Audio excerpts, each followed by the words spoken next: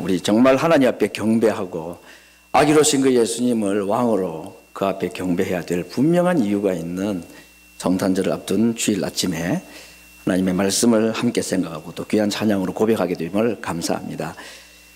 이사야, 예레미야, 에스겔, 소위 대선지서 이 본문들은 내용이 좀 복잡도 하고 또 길기도 해서 설교 본문으로 설교자들이 채택하는데 조금은 조심스러워합니다. 내용이 중요하지만 어려웠기 때문에 설교자도 준비를 잘해야 되고 듣는 청중들도 이 말씀을 어느 정도 이해를 해야 되기 때문에 부담이 되는 본문입니다.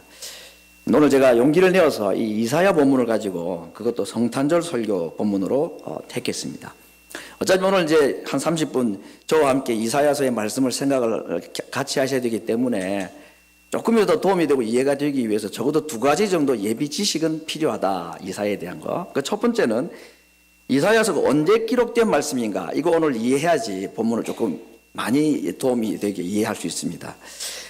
오늘 성경에 읽지 않았습니다. 이사야서 1장 1절에 보면 그 정보를 얻을 수가 있는데, 유다왕 우시야와 요담과 아하스와 히스기야 시대에 이런 왕들 이름이 쭉 나오는데, 히스기야 정도는 우리에게 익숙한 이름입니다. 적어도 이제 우시야 때부터 히스기야 때까지 이사야가 예언 활동을 했다, 그 말씀이겠죠. 연도를 보니까 BC 750년에서 695년, 약 한 55년 정도 기간 동안에 이사야가 예언 활동을 했다. 두 번째 우리가 알아야 될 예비 지식이랄까 하는 것은 이사야서의 구조입니다. 총 66권으로 되어 있는 시편을 제외하고는 가장 긴 성경입니다. 재밌게도 이 구조가 1장에서 39장은 이스라엘의 멸망에 대한 예언이고, 40장에서부터 마지막 66장까지가 예루살렘 귀환이라는 회복에 관한 말씀, 또 그 이후 미래의 영원한 예수님의 왕국에 대한 여기까지 예언이 되어 있는 내용입니다.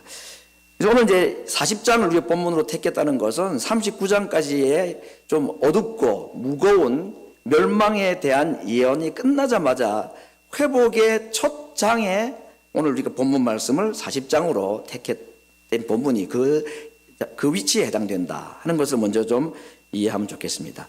그래서 39장에 걸쳐서 길고도 무거운 이 하나님의 자기 백성을 저주하는 이야기가 뭐 하나님이 기쁜 이야기겠습니까? 그 어려운 이야기들을 짧지도 않습니다. 정말 길게 말씀을 하시고 40장에 와서 마치 그 멸망의 예언이 끝나기를 기다렸다는 듯이 뜬금없이, 그야말로 뜬금없이 갑작스럽게 분위기가 바뀝니다. 그 어둡고 무거운 침묵과 저주의 분위기가 한순간에 이 회복 또는 열망, 소망으로 바뀌는데, 오늘 이 40장 말씀 바로 직전에 어떤 말씀이 있었던가, 히스기야 때까지 예언 활동을 했다 그랬는데 히스기야 이야기가 39장까지 잠시 나옵니다. 우리가 대충 아는 이 히스기야 이야기는 그가 기도해서 아수르 군대를 이긴 이야기도 있죠. 그리고 자기 병이 죽을 병에 들었을 때 하나님께 기도하고 15년 생명을 연장받은 정말 기도의 아름다운 도전을 주는 히스기야의 이야기가 잠시 소개되고 난 뒤에, 그러나 그 마지막 장면은 그렇게 하나님 주신 은혜를 경험하고 교만해져 가지고 자기에게 좀 위문을 왔던 이웃나라 바벨론 사신들에게 자기 왕궁이나 성전 안에 있는 뭐 보물 창고, 무기고 이걸 다 보여줬습니다. 그건 성경에서는 그가 교만했다고 말했고, 그 일로 인해서 하나님께서는 히스기야가 보여준 모든 보물과 무기들이 그 바벨론 나라에 그대로 고스란히 빼앗기게 될 것이다. 다시 예루살렘의 멸망에 대한 이야기로 40장 바로 직전에 이렇게 말씀이 끝나고 있는 것입니다. 그리고 이제 오늘 그 히스기야의 이야기로 예루살렘의 멸망 얘기를 끝으로 하고 난 다음에 다시 40장에 와서 1절에 맨 먼저 하시는 말씀이 오늘 1절에 있는 말씀입니다. 너희 하나님이 가라사대 너희는 위로하라, 내 백성을 위로하라 하는 말씀을 맨 먼저 시작하십니다. 핸델이 쓴 이 메시아라는 오라토리오라는 게 있죠. 그 곡에 정말 대서사제 같은 건데, 거기에 첫 시작은 관현악으로 시작합니다. 노래가 아니고 악기로만 연주하고 그게 서곡이라고 하는데, 그 서곡이 끝나고 난 다음에 가사가 나오는 첫 곡이 바로 오늘 이 본문에 있는 내 백성을 위로하라 하는 이 테너의 솔로곡이 나옵니다. 정말 가사가 좋고, 가사는 뭐 본문의 말씀인데 그 참 애절한 하나님의 자기 백성을 향한 사랑의 마음이 그 가사와 곡이 잘 어우러져서 아마 성탄절이 되면 이 곡을 듣기를 즐겨하는 분들이 많이 계십니다. 오늘 여기에 너희 하나님이 말씀하신다. 가라사대 너희는 위로하라 내 백성을 위로하라는 이 위로의 첫 마디 40장 1절에는 제가 생각할 때는 적어도 3가지 정도의 참 은혜의 메시지가 있다. 첫 번째는 뭐냐면 여기에 너희는 이라는 이 너희가 누구를 말할까? 너희는 나의 백성들에게 위로를 말해주어라 그 말 아닙니까? 누가 이 이야기를 위로의 말을 누가 전해줄 사람일까요? 이사야를 비롯한 선지자들이겠죠. 그렇죠? 그 선지자들에게 이제는 이스라엘 백성들에게 지금까지는 멸망 얘기를 했는데 회복에 관한 위로에 관한 이야기를 너희들이 말해주어라 그렇게 지금 명령하고 있는 겁니다. 그런데 감사하게 한 명이 아니고 여러 명입니다. 그래서 복수를 사용했어요. 너희는 그랬습니다.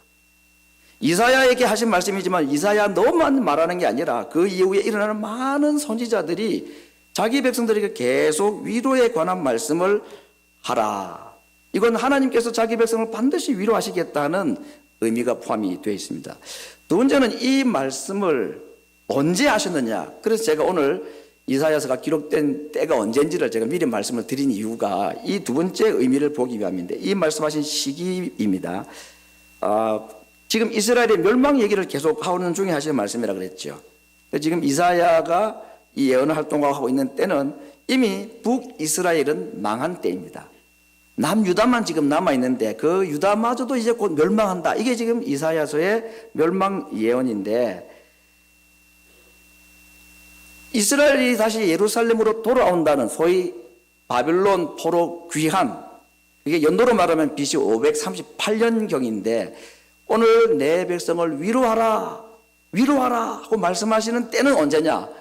우시아 왕이 죽던 해라고 6장에 기록되어 있는데 그때 보면 한 BC 740년. 제가 왜 이 먼 옛날 얘기를 연도를 꼭 설명하느냐, 말로 하는 것보다는 글로 하면 참 이해가 되기 쉬워서 이렇게 하는데 한 몇 년 정도나 차이가 납니까? 약 200년 정도. 다시 말하면 하나님께서 예루살렘의 회복에 관한 희망에 관한 말씀을 하신 때가 언제냐? 200년 후에 일어날 포로 귀한 이야기를 지금 말씀하고 계신 것입니다. 지금 이때는 예루살렘이 멸망하기도 전입니다. 지금 얼마 뒤에 예루살렘이 멸망할 텐데 그 멸망하기도 전에 하나님은 예루살렘의 회복을 먼저 말씀하고 계신 것입니다. 멸망도 말씀하셨지만 회복에 관한 말씀을 동시에 하고 계신 것입니다. 이 말씀은 무슨 의미가 있을까요? 39장에 걸친 긴 멸망 예언이 하나님의 본심이 아니고 하나님의 궁극적인 목적은 예루살렘의 멸망이 아니라 회복이 있다는 것을 200년 전 후에 일어날 일을 지금 200년 전에 미리 말씀하고 계신 것입니다. 이것이 하나님의 마음입니다. 세 번째는 너희 하나님이 가라사대 할 때 이 가라사대라는 동사입니다. 참 이게 뭐 문법 얘기하면 머리가 벌써 좀 아프지만 이 문법 얘기를 해야 이게 은혜가 됩니다. 이 가라사대라는 단어가 놀랍게도 미래동사로 기록이 되어 있습니다.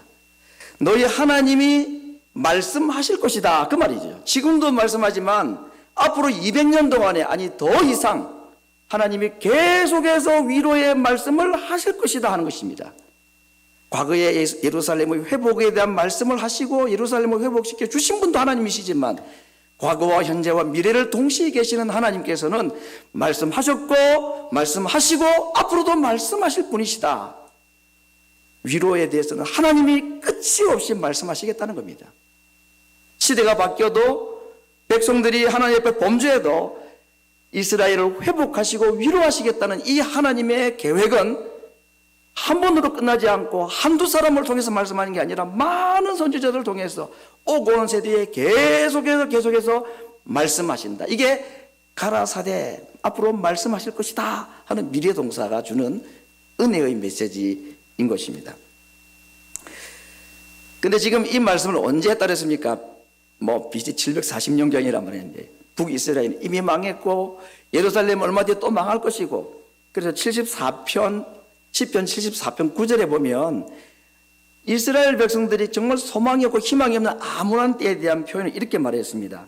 우리의 표적이 보이지 아니하며 선지자도 다시 없으며 이런 일이 언제나 얼마나 오래될는지 우리 중에 아는 자도 없나이다. 이런 고통의 때가 언제 끝날지도 모르고 선지자는 얘기하는 말씀도 없고 이 암울하고 희망이 없던 때에 하나님은 위로의 제2의 이사야서라고 할 수 있는 40장 1절에서 적어도 이런 세 가지의 의미를 가지고 한두 명이 아닌 여러 선지자들을 통해서 현재만 아니라 미래에까지 소망을 주시겠다고 지금 약속해 주고 계신 것입니다. 이전에 39장까지의 그 무겁고 힘들었던 분위기를 한순간에 이 한 절로 그냥 없애버리시는 하나님의 참 자비가 40장 1절에 있는 이 구절인 것입니다.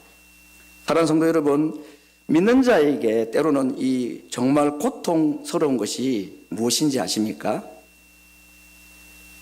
하나님의 책망을 들을 때가 고통스러운 때가 아닙니다. 정말 고통스러운 때는 하나님이 말씀하지 않을 때입니다. 침묵하실 때입니다.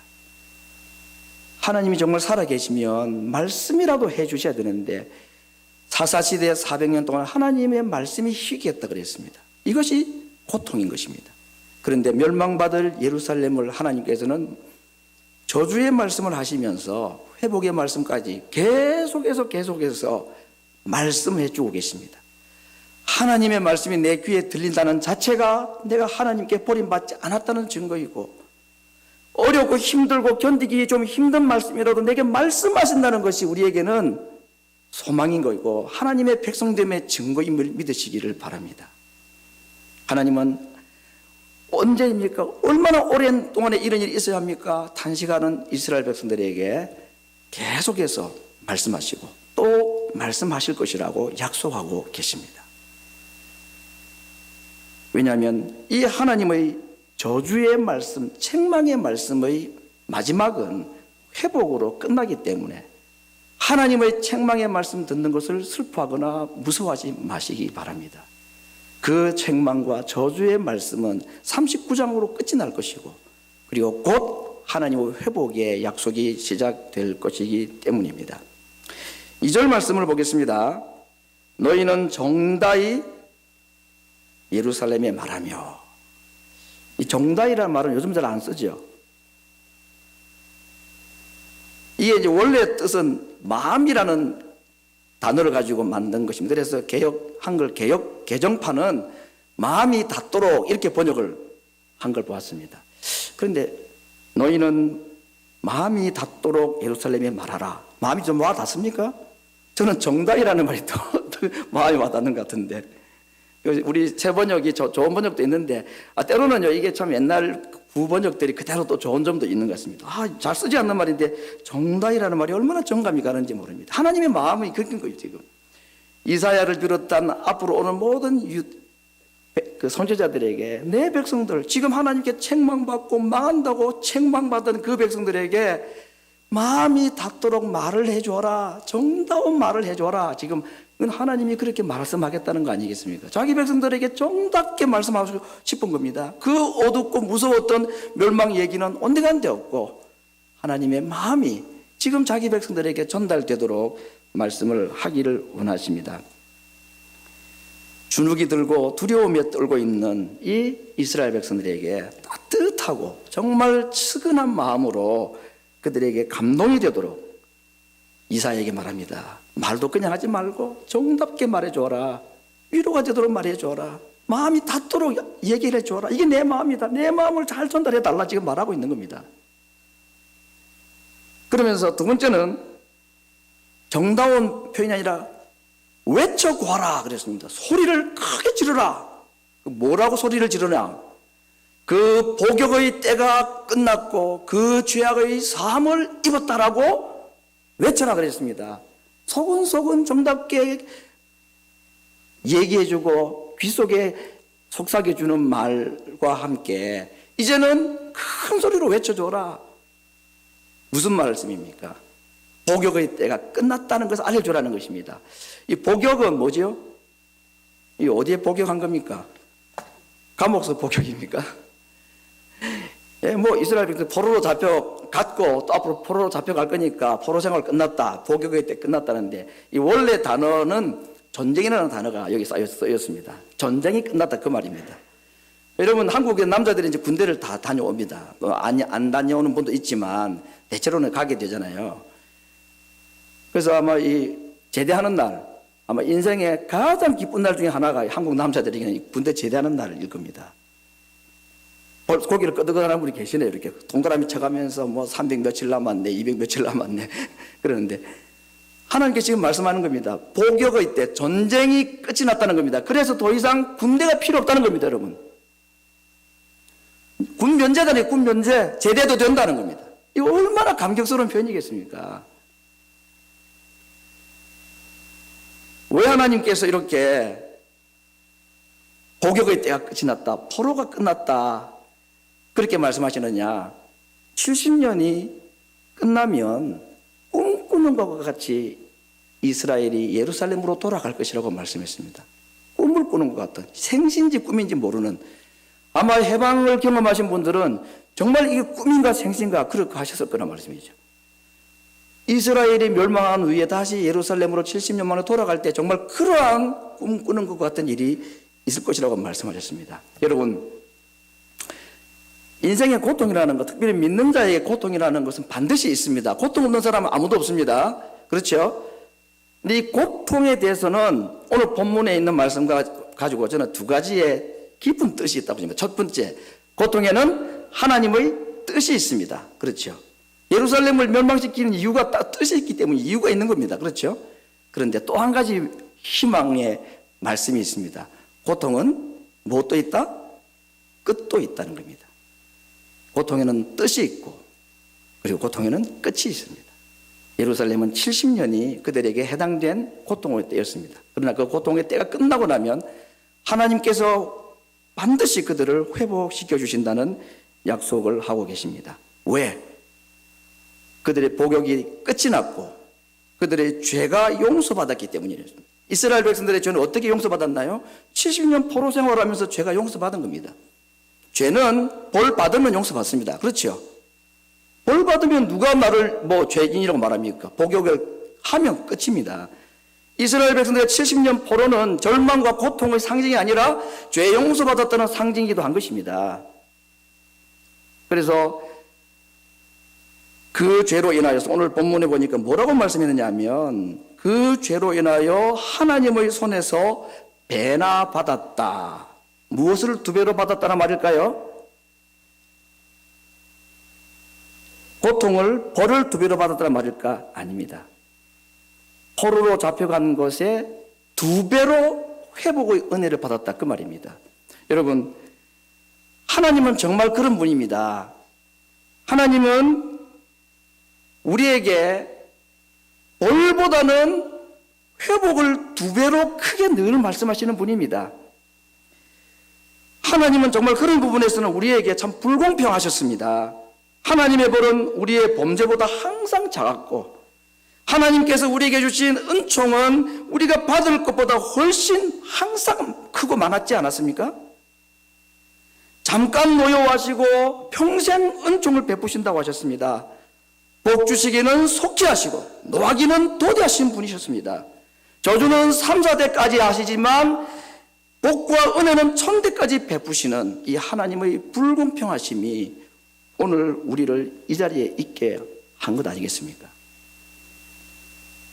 그래서 오늘 이사야서에서 말씀하십니다. 너희가 배로 받았다. 벌보다는 이 벌 크기의 2배로 은총을 내가 너희들에게 줄 것이라고 약속하고 있는 것입니다. 3절 말씀, 외치는 자의 소리여 가로되 너희는 광야에서 여호와의 길을 예비하라. 사막에서 우리 하나님의 대로를 평탄케 하라 그랬습니다. 자, 이 말씀은 좀 정확하게 번역을 하면 이런 말씀입니다. 광야에서 외치는 자의 소리가 있어 가로되 그 말입니다. 이 외치는 자의 소리가 어디에서 났다는 얘기인가요? 광야에서 났다는 얘기입니다. 광야는 어떤 것입니까? 지금 이스라엘 백성들이 고난당하는 그 삶 자체가 광야의 삶이죠. 고난의 장소에서, 바벨론 포로의 장소에서 하나님께서 지금 소리를 외쳐 말하라고 말하는 겁니다. 적군의 공격과 바벨론 포로 생활, 그 가운데서 하나님께서 말하라, 외치라, 그렇게 말하는 것입니다. 그 외침의 내용이 무엇입니까? 너희는 여호와의 길을 예비하라. 사막에서 우리 하나님의 대로를 평탄케 하라.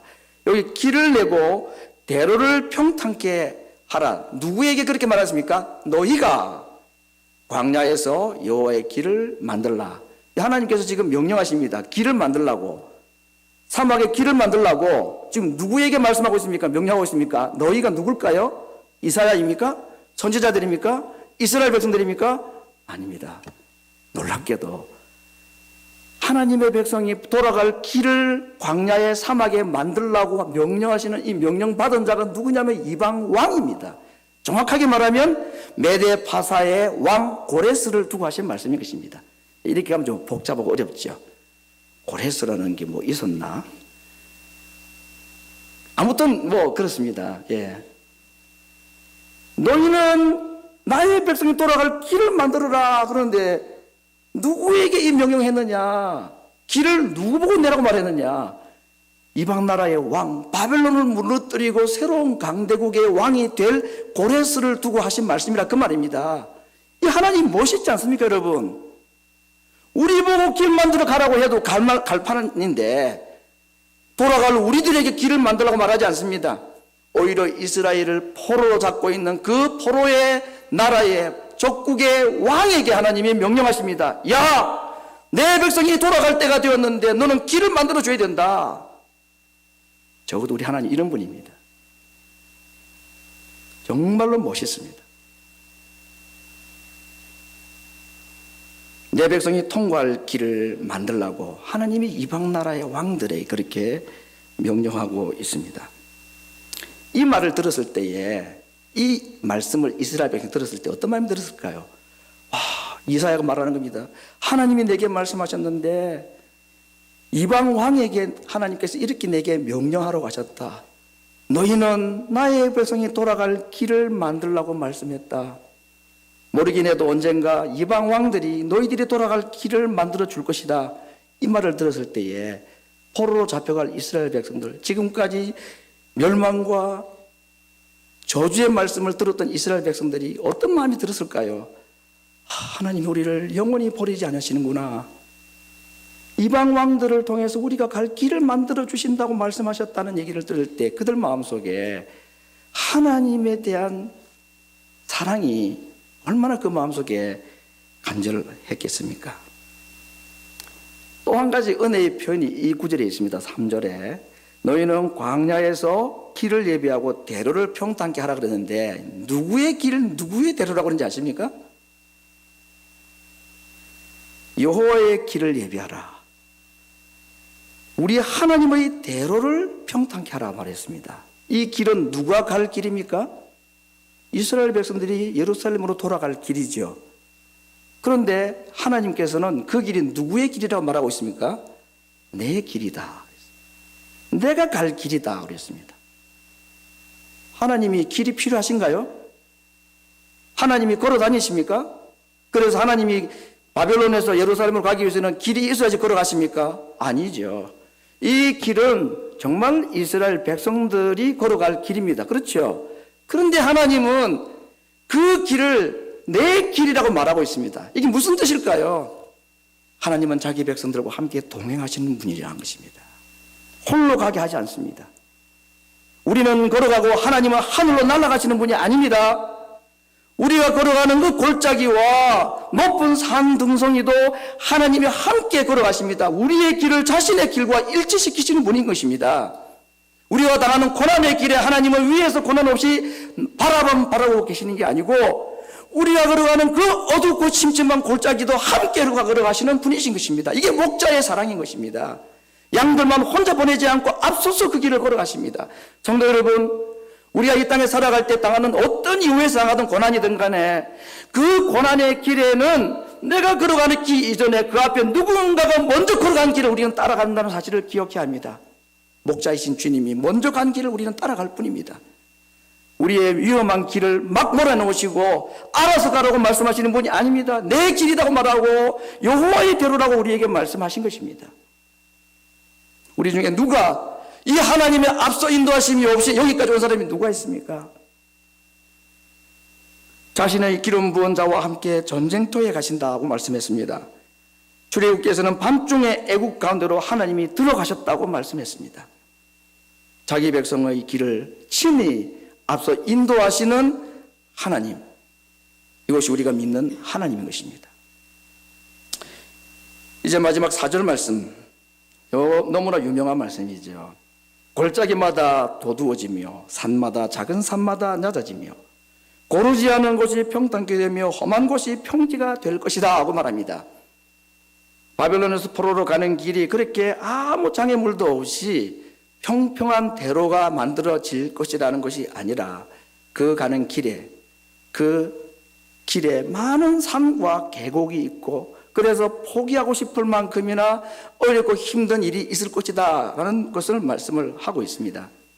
하나님께서는 자기 백성들이 갈 길을 사막에 광야의 길을 내게 이방 왕들에게 명령을 했다고 약속을 했는데 그 약속을 하나님이 반드시 지키실 것이라는 말씀을 이 4절에서 다시 하는 겁니다. 그 길을 만드는데 평탄하지 못하고 사막이 있고 골짜기가 있고 산이 가로막힐 때가 있겠지만 하나님은 자기의 백성들을 인도하는 그 길에 산이 가로막혔다고 그 길을 포기하지 않으시는 분이라 하는 겁니다. 산은 깎아내리고 계곡은 메워서 평평한 길, 고속도로로 만들어주겠다. 누가요? 하나님이 그렇게 해주시겠다. 그렇게 말씀하고 있습니다. 주님을 믿고 따라가는 우리의 인생살이에 항상 대로만 있는 것이 아니지요. 산이 가로막힐 때가 있고 계곡이 있을 때가 있습니다. 그래도 하나님께서 우리에게 인도자가 되시고 우리에게 길을 만들어주시기 시작하신 하나님은 우리를 위한 길 만드시는 일을 중단하지 않으십니다. 산이 있어도 하나님은 그 산을 깎아내리고 계곡이 있어도 그 계곡을 메우십니다. 왜냐하면 산과 계곡은 하나님의 피조물이기 때문에 하나님이 창조주이기 때문에 어떤 장애물도 하나님의 백성이 가는 길을 가로막을 수 없도록 하나님이 산과 계곡을 깎으시고 메우시겠다고 약속하고 있는 것입니다. 정말 산과 계곡 그것이 우리의 길을 막고 우리를 좌절시키지만 찬송가에 있는 가사처럼 우리 주 목소리 한번 바라시면 천하의 모든 것 망한다 그랬습니다. 그러므로 산과 계곡은 하나님의 뜻을 방해하는 장애물이 아니라 오히려 창조주를 돋보이게 하고 세상 나라와 세상 역사들이 하나님의 백성이 가는 길에 방해물과 장애물이 아니라 오히려 하나님의 영광을 돋보이게 해줄 뿐입니다. 그래서 길을 통해서 이스라엘 백성들만 그 길을 통과하게 하실 것이 아니라 놀랍게도 5절에서는 모든 육체가 그 길을 통해서 여호와의 영광에 이르게 될 것이다 말합니다. 이방인의 구원까지 약속을 하신 것입니다. 이 길을 하나님께서 이스라엘을 예루살렘으로 돌아오게 하겠다는 이 길은 1차적으로는 예루살렘 귀환의 의미가 있습니다. 그러나 궁극적으로는 예수님의 탄생을 말씀하는 겁니다. 예수님의 탄생까지 수많은 사탄의 방해와 공격이 있었지만 결국 수많은 산과 계곡에도 불구하고 하나님은 이 땅에 예수님을 아브라함과 다윗의 후손으로 마침내 탄생하게 하시고야 마셨습니다. 그리고 놀랍게도 이방인인 동방의 박사들이 그 아기 예수님을 봄으로써 오늘 본문의 5절에 있는 모든 육체, 이방 육체마저도 여호와의 영광을 보게 될 것이라는 이 예언은 보기 좋게 이루어진 것입니다. 오늘 이 길은 예수님의 탄생으로 끝이 난 것이 아니고 예수님이 이 땅에 계실 때에 예수님은 가시는 곳마다 길을 여신 분이셨습니다.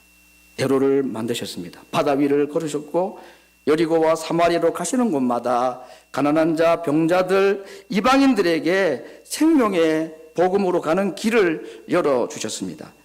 그리고 마지막 예수님은 자신의 몸을 찢으심으로써 성소와 지성소에 막혀있던 그 휘장마저도 찢으심으로 하나님께로 우리들이 갈 수 있는 보배롭고 산 길, 새로운 길을 여신 분이셨습니다. 그리고 그분이 무덤에서 걸어 나오심으로 그를 믿는 모든 자로 하여금 사망에서 생명으로, 지옥에서 천국으로 가는 길을 열어주신, 시온의 대로를 만드신 분이십니다. 그리고 예수님께서는 말씀하셨습니다. 선언하셨습니다. 내가 곧 길이라고 말씀했습니다. 예수님은 길을 만드시는 분일 뿐만 아니라 예수님 자신이 길이 되신다고 말씀하셨고, 그를 따른 자는 결코 길을 잃지 않을 것이라고 약속하셨습니다. 사랑하는 성도 여러분, 하나님께서 이사야를 통해서 자그마치 39장에 걸친 이스라엘의 범죄를 지적하시고 벌하실 것이라고 말씀을 하셨지만, 그 긴 저주와 형벌의 예언이 끝나기가 무섭게 40장부터 하나님의 용서와 회복의 약속을 쏟아부으시기 시작하십니다. 왜 그랬습니까? 복역의 기간이 끝났기 때문입니다. 바빌론 포로 생활이 끝나고 벌을 받을 만큼 받았기 때문입니다. 범죄한 자기 백성은 그냥 그대로 내버려 두지도 않으시지만, 그러나 때리고 그들을 채찍질하시고 난 뒤에 포로로 잡혀가셨지만, 벌을 받은 만큼 받고 난 뒤에는 하나님께서 바벨론에 그들을 계속 두실 이유가 없지 않습니까? 복역의 때가 끝난 자기 백성들을 이방 왕들에게 명령해서 길을 만들라고 명령하셔서 그 길을 통해서 돌아오도록 하시는 하나님의 약속이 오늘 본문에 있는 이사야의 말씀인 것입니다. 자기 백성을 위로하기를 기다리셨다는 듯이 한두 사람이 아니라 많은 선지자들을 명령하셨습니다. 너희는 나의 백성을 위로하라. 그리고 미래에도 나의 백성을 계속해서 위로해라. 하나님의 용서와 위로는 말로 끝나지 않고 이방 나라의 왕들에게 명령해서 내 백성들을 위해서 내가 그들이 갈 길을 만들라고, 사막이라도 길을 만들고 광야라도 대로를 만들라고, 그건 내가 갈 길이기 때문에, 내 백성과 함께 내가 갈 나의 길이기 때문에 너희는 나의 명령에 순종하고 길을 만들어야 된다고 왕이신 하나님께서 이 세상의 왕들에게 그렇게 명령하고 계신 것입니다. 그 하나님을 우리는 아버지로 믿고 살아간 자들입니다. 하나님께서 직접 산을 꺾으시고 계곡을 메워서 사람들이 중단하고 포기할 만한 그 길을 하나님이 직접 평평하게 하시겠다고 하셨습니다. 그 하나님 만드신 길로 2000년 전 예수님이 이 땅에 베들레헴에 오셨고, 그분이 십자가에 죽으심으로 휘장이 열린 하나님께로 가는 새롭고 산 보배로운 길을 우리에게 열어놓으셨고, 그리고 그 하나님, 그 예수님이 지금도 우리와 함께 이 길을 걸어가면서 우리에게 길을 만들어 주시며 친히 우리에게 길이 되어 주시는 하나님의 백성임을 이 성탄절이 다가오는 아침에 우리가 함께 믿으시기를 바랍니다. 사랑하는 성도 여러분, 우리에게 고난의 때가 있고 길이 막히는 때가 우리에게 있습니다. 계곡이 가로막혀서 건너갈 수 없는 일이 우리에게 있을 때가 있지요. 그러나 멸망을 선언했던 자기 백성들을 향한 하나님의 본심은 위로였습니다. 선지자들에게 말했습니다. 내 백성을 위로해라. 내 백성을 위로해라.